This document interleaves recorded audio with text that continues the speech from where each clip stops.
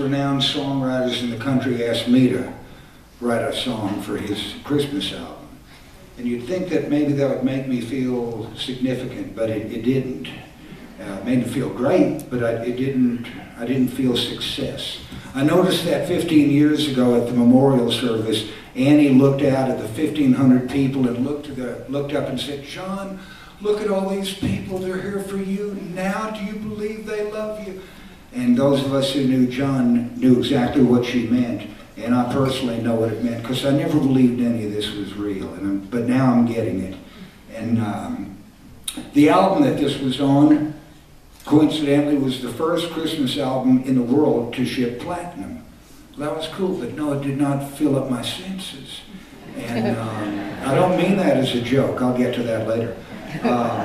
The first record I played on with John is still, with no close second, the hugest album he ever did. But I didn't have that feeling of accomplishment. I didn't think I'd done something that really mattered.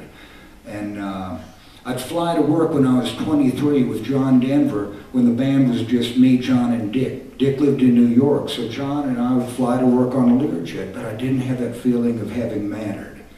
And that changed 4 years ago, by the way, because of a 4-year-old. Speaking of which, Annie called yesterday morning, and I'm pretty sure she wanted me to let you know that although we're here to celebrate the 15th anniversary of John's passing, you might also want to celebrate the first anniversary of the birth of her granddaughter, Reese Ann Dutchendorf.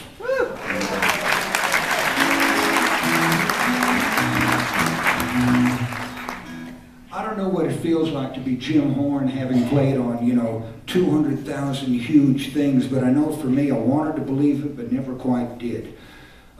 One night, in a 28-hour period, we played for 1/10 of a million people in New York in 4 shows. And I walked off stage feeling like I just clocked in and clocked out. I didn't quite believe that I'd done anything.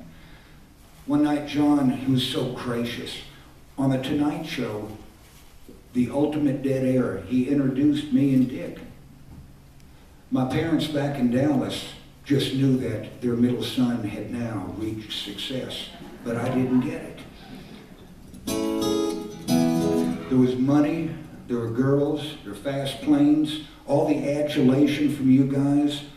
I loved it, but I never quite believed it. I never felt like I'd done something that mattered until a year ago. I'm sitting across from these 2 sisters who tell me that their mom and dad raised them on John's music, and furthermore that in their house, Mom and Dad always began the official beginning of the holiday seasons when they started playing Rocky Mountain Christmas. And now as mothers that they had carried that tradition into their house. And then she said the thing that made my life finally have meaning. I'm sitting across from her and she says, "Christmas for Cowboys is my 4-year-old's favorite song." I said, "What do you mean?" "Well, what's his name?" She said, "Jameson." I said, "What, like the whiskey?" She went, "Yeah." I went, "All right." I have not yet met Jameson Wilburn, but I said, "How do you know it's his favorite song?" She said, "Well, this was 1 year ago." She said, "Last week, I strapped him into his little chair in the back, and I decided, let's start the holiday season. So I plugged in Rocky Mountain Christmas. We're driving around, we're having a good time. Your song, Steve, came up, and I hear my little 4-year-old sobbing. And I say, "Honey, you all right?" And he goes, "Ooh."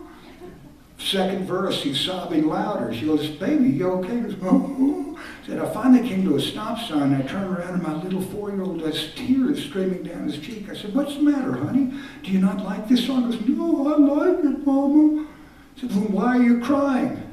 These are the 4 words that let me know that I had done something. The little boy said, "It's just so beautiful."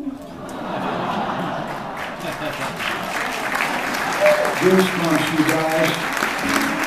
The other thing I want to say is that I've had my ups and downs. The downs were self-inflicted. The one constant in my life has been you guys and the support for 40 years. To say the least, I hope you're having a good evening. Like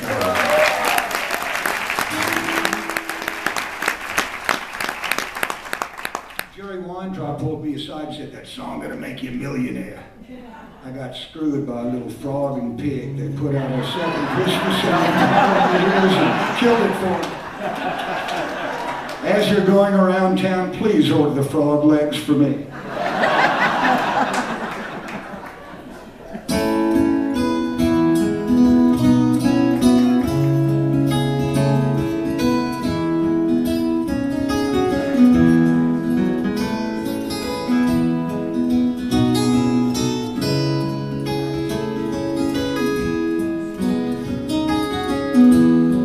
We're tall in the saddle, we spend Christmas Day driving the cattle on a snow-covered range. And so many gifts lay open today.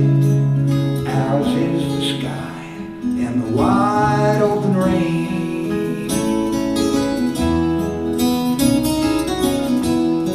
We're back in the cities that have different ways.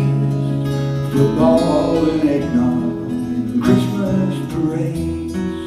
I'll take my blanket and I'll take the reins. It's Christmas for Cowboys. Why